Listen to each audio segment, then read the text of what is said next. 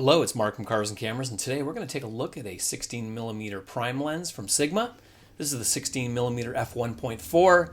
This is a very popular lens with the vloggers because you have the shallow depth of field, because the lens is very fast. I wanted to test the lens out and see how it worked at night. Most lenses look pretty sharp, with daytime shots. So let's see what it looks like at night. And I was pretty impressed with this lens for the money. I have to say you get a lot of bang for your buck.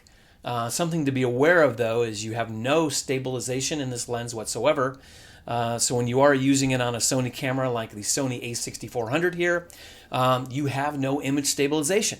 So you either need to lock off your shots or use some stabilization in post. But when you do that, it does bring up some issues. You can't fix everything in post. So I do like the lens ring. The focus ring is really nice. And here's a shot that I'm talking about. So this was a handheld shot that I stabilized in post. But if you look at it carefully, you can see a little bit of warping. Some people don't notice it, but I do. And I don't like it. I don't think it's usable. If you are using it on a gimbal, like on this shot here, it works fine.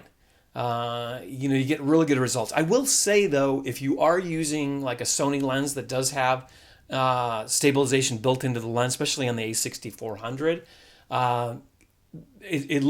the shots come out even smoother, even with the gimbal. This is something to be aware of.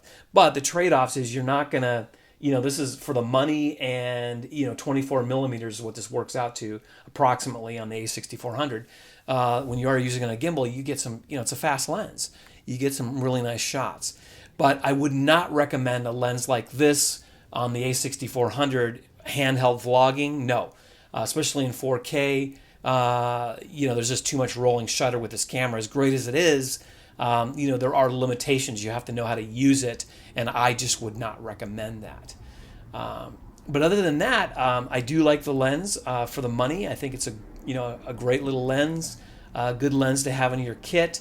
You just need to be aware of the limitations of what the lens can do. Also for a 16mm lens, it looks kind of like a mini zoom lens, and you can see here it does a good job. Like here's another shot with the gimbal only, and it does a good job. But that same shot with a Sony lens that has optical stabilization built into it, it would look just a little bit smoother because, having those two stabilization systems working together. Also, I do like that it is a metal mount, very high quality, locks onto the camera very tight and solid, just like any other Sony lens. And like I said, you can't beat the fit and finish of it.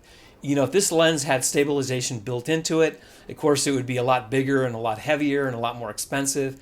But I think for what it does, it's a really nice lens. But you just want to be aware if you are using this on a, a6300 or 6400 in 4K.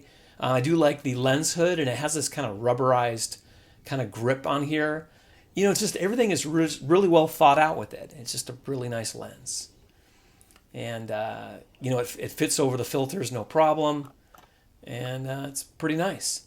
So guys, there is my first look at the Sigma 16mm f1.4. Thank you very much for watching. Be sure to like, share, and subscribe. Have a wonderful day.